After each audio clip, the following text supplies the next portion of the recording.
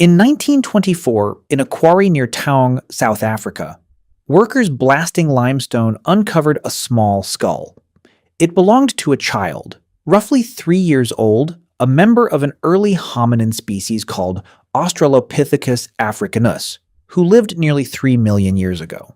The skull was scratched and pitted in a way that initially puzzled researchers, and for decades nobody could fully explain exactly what had happened to this particular child. Decades later, a closer examination revealed the actual cause: puncture marks in the eye sockets, matching almost exactly the talon spacing of a large eagle. This child had been snatched, killed, and carried off by a bird of prey, the same way eagles today still occasionally take small monkeys directly out of the treetops in parts of Africa, and the same way that child's distant ancestors had presumably been losing members of their group to the sky for countless generations before anyone thought to write any of it down. That fossil, known as the Taung child, is one of the oldest pieces of physical evidence we have about what our ancestors actually feared. And the answer it gives is almost embarrassingly simple. They feared being eaten, not metaphorically, not as some abstract existential anxiety about mortality in general. Literally, physically, regularly eaten by animals that were faster, stronger, and considerably better armed than we were, in a world that offered no guarantee whatsoever that you'd survive to see adulthood, let alone old age. So what actually terrified ancient humans the most? Not taxes, not deadlines, not the slow, creeping horror of a group chat notification arriving at the worst possible moment. The real answer reaches back millions of years, into a world where our ancestors weren't the dominant species on the planet by any meaningful measure.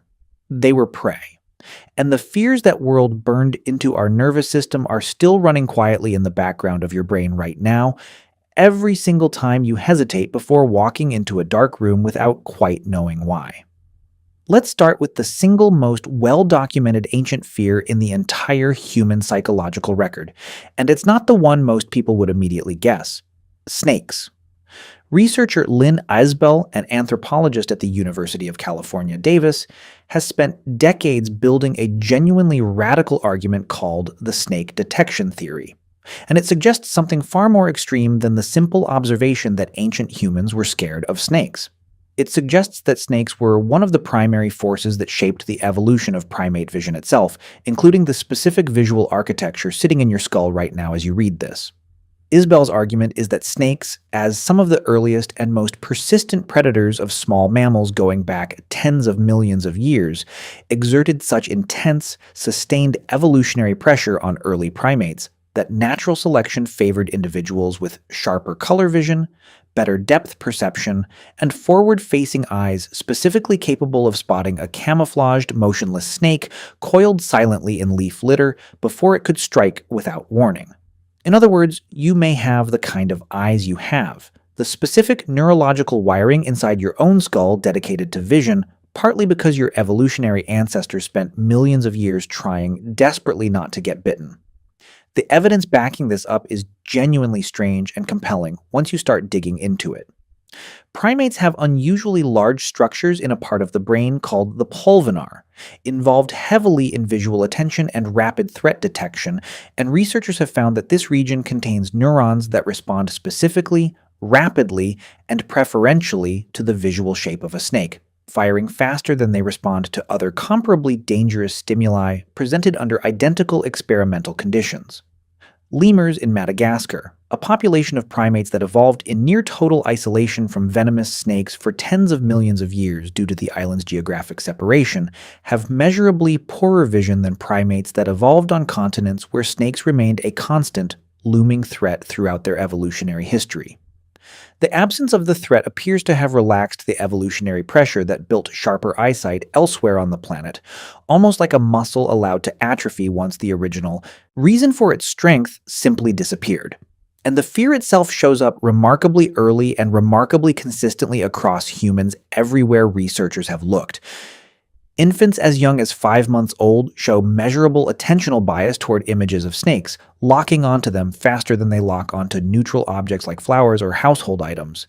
Despite having had essentially no life experience yet to learn that fear from anywhere, no scary story ever told to them, no older sibling ever pointing and shrieking.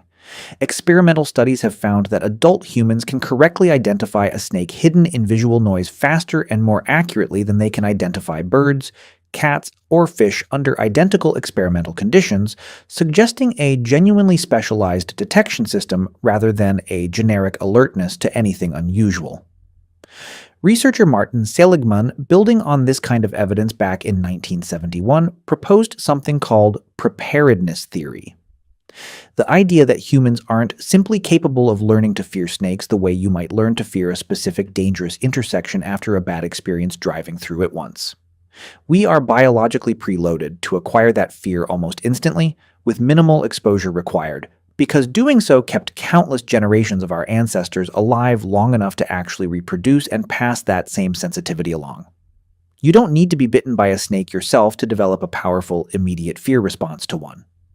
Your brain comes pre-installed with the relevant software already running quietly in the background, just waiting for a single triggering glimpse to switch it fully on.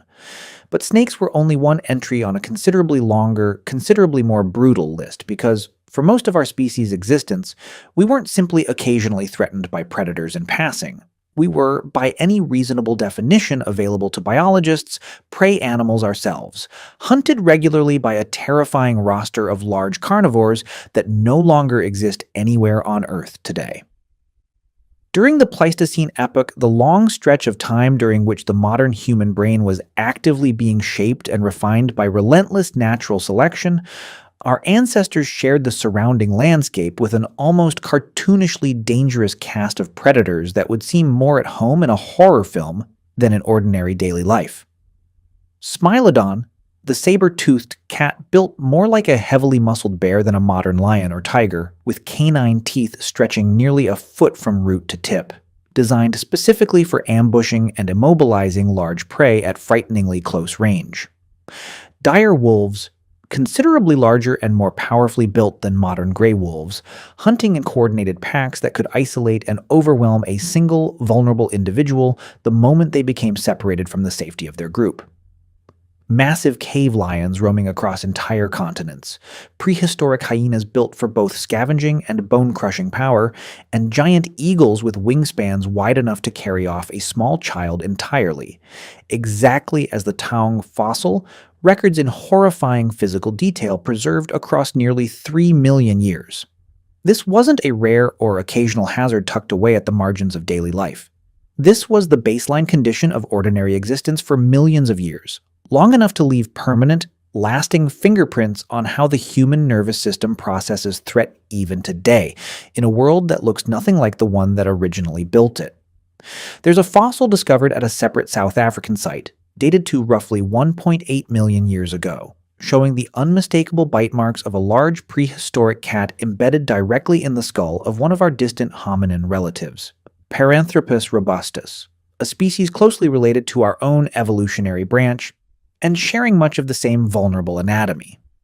Multiply discoveries like that across millions of years and countless individual deaths scattered throughout the fossil record, and you get a species whose entire nervous system was quietly, relentlessly optimized around a single, overriding daily priority. Don't get eaten today, and worry about everything else only after that.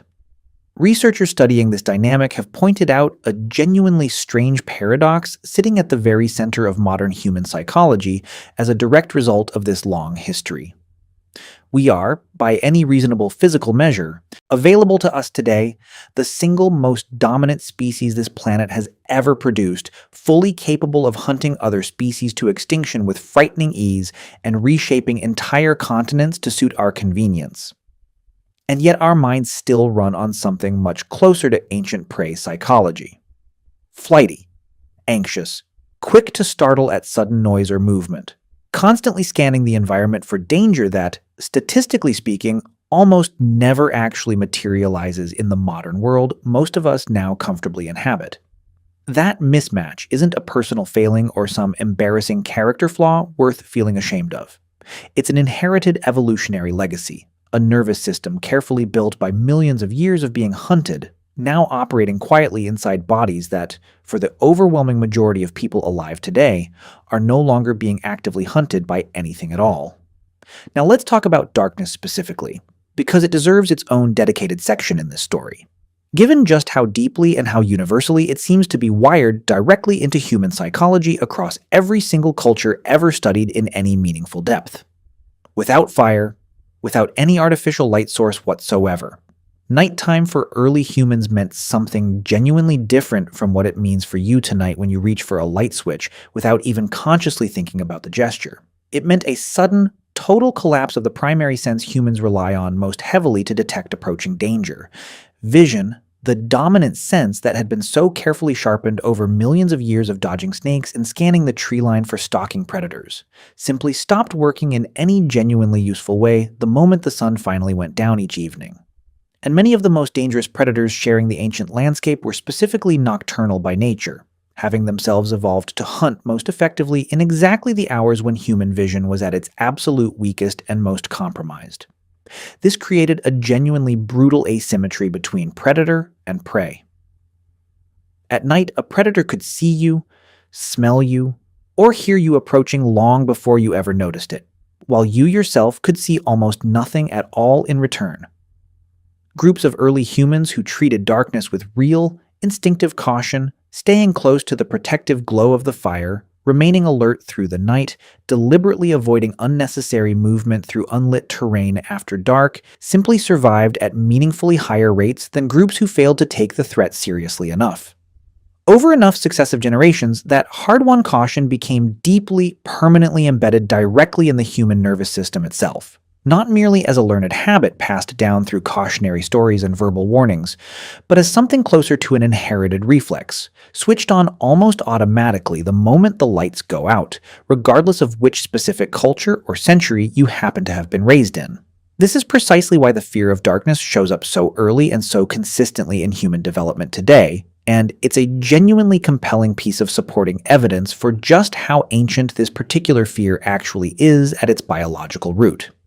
Researchers studying childhood fear patterns across multiple societies have found that this particular fear typically peaks somewhere between the ages of 3 and 6, right around the developmental window when a child is rapidly gaining real independence and physical mobility, but still has comparatively little actual real-world experience to draw on for proper context.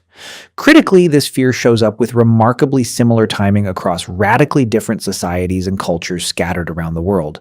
And children raised in brightly lit, perfectly safe modern homes with absolutely no cultural exposure to ghost stories or monster movies of any kind whatsoever still very often report genuine unease and discomfort the moment they're placed in a dark room.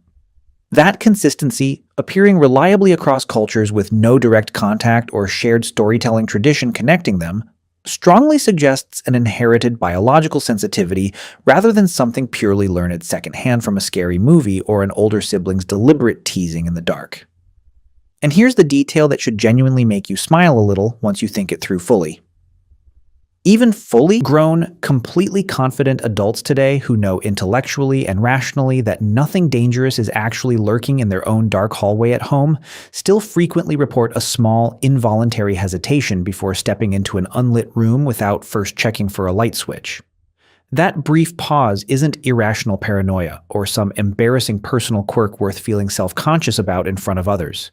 It's a multi-million-year-old survival reflex, still quietly running its original ancient program in the background of your nervous system, completely unaware that the modern world it's currently operating inside no longer contains the specific nighttime predators it originally evolved, over countless generations, to help you successfully avoid.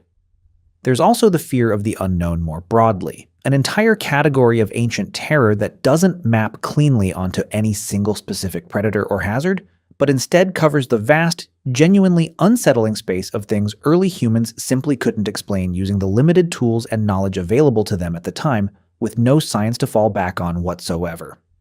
Natural disasters fell squarely into this category, and for entirely understandable reasons once you consider the circumstances.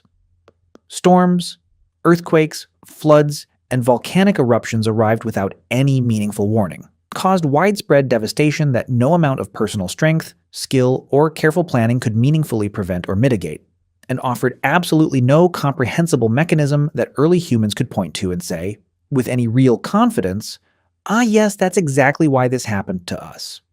Compare that directly to a predator attack, which at least follows a logic a human brain can intuitively grasp without much difficulty. A hungry animal wants to eat you, and you can plan and prepare accordingly around that basic, comprehensible motive driving its behavior.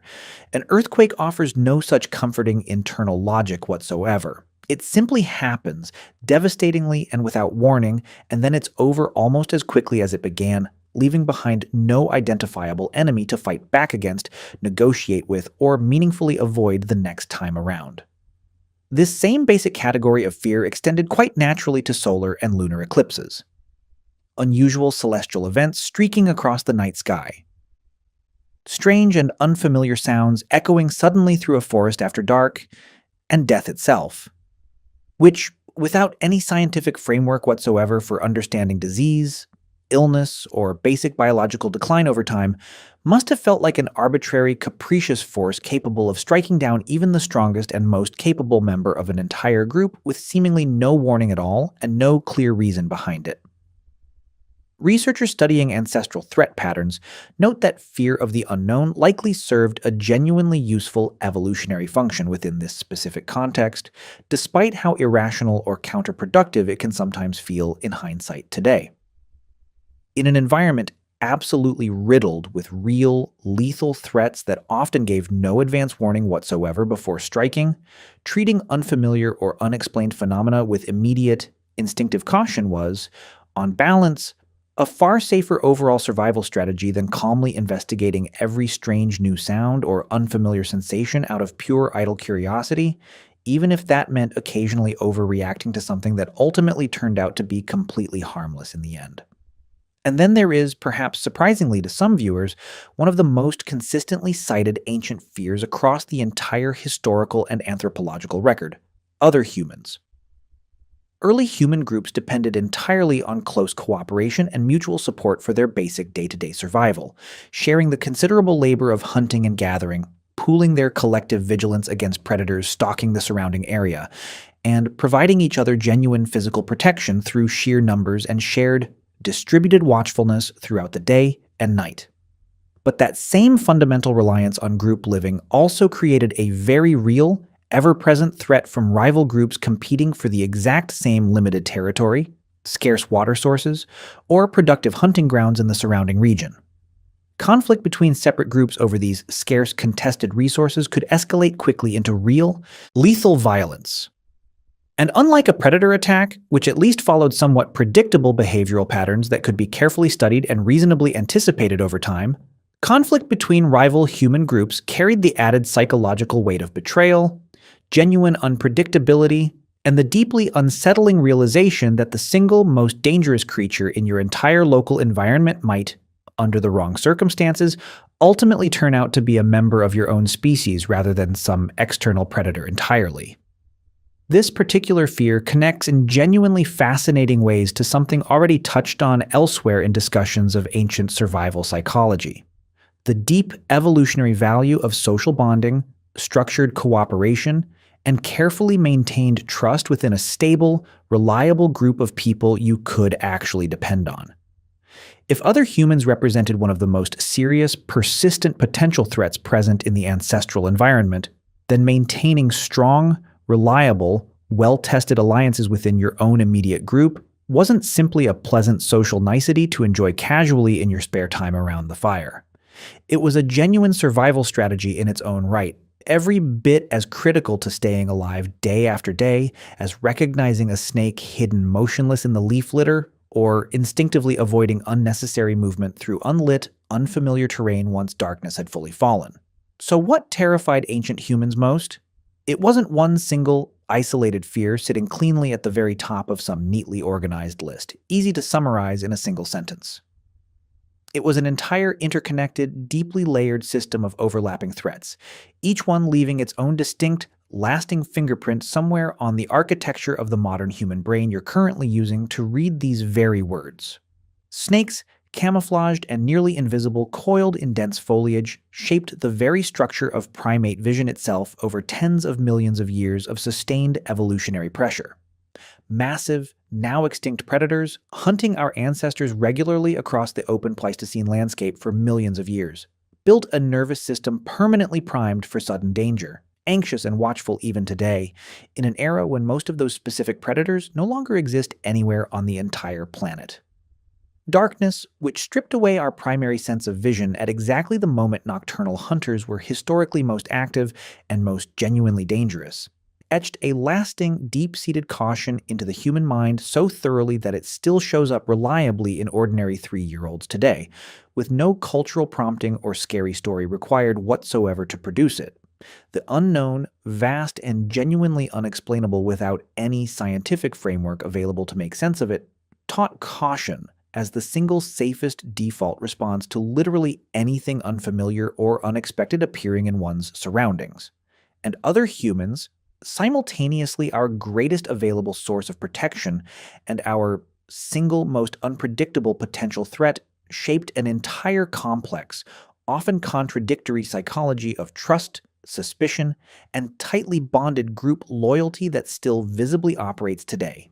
Even in a world that, for most people reading or watching this particular video right now, no longer genuinely requires any of it for basic day-to-day survival in any meaningful sense.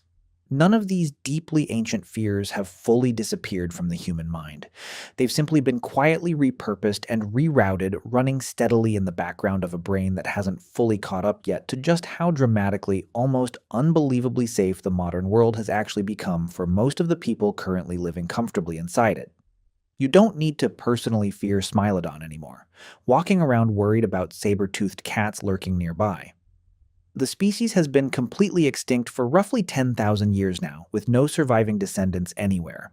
But the deeply ancient part of your brain that once genuinely needed to fear, it hasn't received that particular memo yet, and realistically it likely never fully will, no matter how many generations pass in relative safety. That's why you still flinch involuntarily at a sudden rustle in tall grass nearby, even on a perfectly safe afternoon walk. That's why an unlit hallway in your own home still makes you hesitate for just a moment, even though you know with complete certainty that nothing dangerous is actually waiting there.